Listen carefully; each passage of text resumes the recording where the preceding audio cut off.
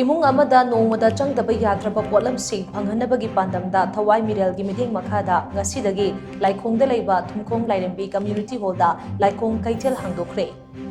कैथल हांगदोखिबा अदु इमा लेपाकीदमक अखोई हिंगमिनसी हाइबा थिमदा थवाई मिरेलना चथरकपा पुनसिन खोंगचतकी सरुक अमा ओइना हांगदोखिबनी लाइखोंग कैथल हांगदोखपगी थवरम अदुगा मरी लैनना थवाई मिरेल विमेन विंगी कन्वीनर पाउनम सनाहनबीना हाई लाइखोंग हाइरिबा मफम असि ख्वाइदगी फिबम चादना लैबा खुंगंग अमनी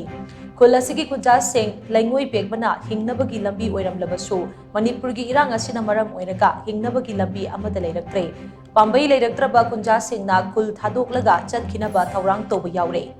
फिबम सोक्लबा खुंजासिंग असिगी थौना हापोइना थवाई मिरेलना हानदगी हौना हिरम कयादा मतेंग पांगतुना लाक्ले मखा ताना सुमतेंग पांगबगी खुंजंग चंगसिनखिगनी मणिपुर की चाही अनी फारकलबा लान असि लोइसिनबा मियाम अमदे तोंगान तोंगानबा सीएसओ सिंगना वारेप कया लौरबसु मपुंग फाना वारोइसिन पुरकपा ngamdri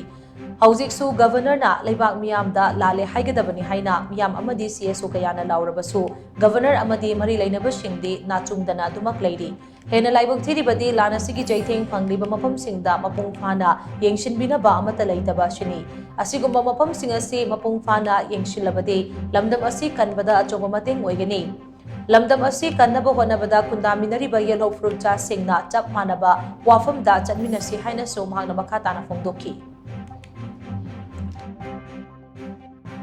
इदोना मसिदा हाइजनिंगी बदी हुजे सो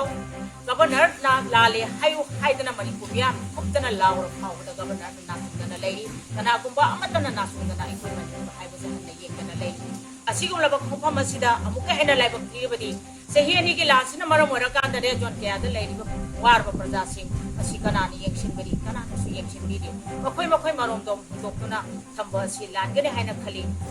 इदोना हाइजरबदा मरी लेनब डिपार्टमेंट सिंगना मदी मरी लेनब अथॉरिटी सिंगना अथुबदे येंगसिनबिबा सिगुमा मणिपुर के रेड जोन सिंग सही अनि के लासिना सेकेम फंगलबा कया मना वान निबा पुसियसे मपुंग फाना मदी मरी सुना येंगसिनबिरकांदा सिगुमा लाइखोंग प्रजा कया लेबसे अमुतंग कोखमिनरकांदा मणिपुर मालेबा कनबदा अमदी रेड जोन सिंग मपुंग फाना हिनबदा पकोंग सुमिनसे हबवा फंजरी अमदी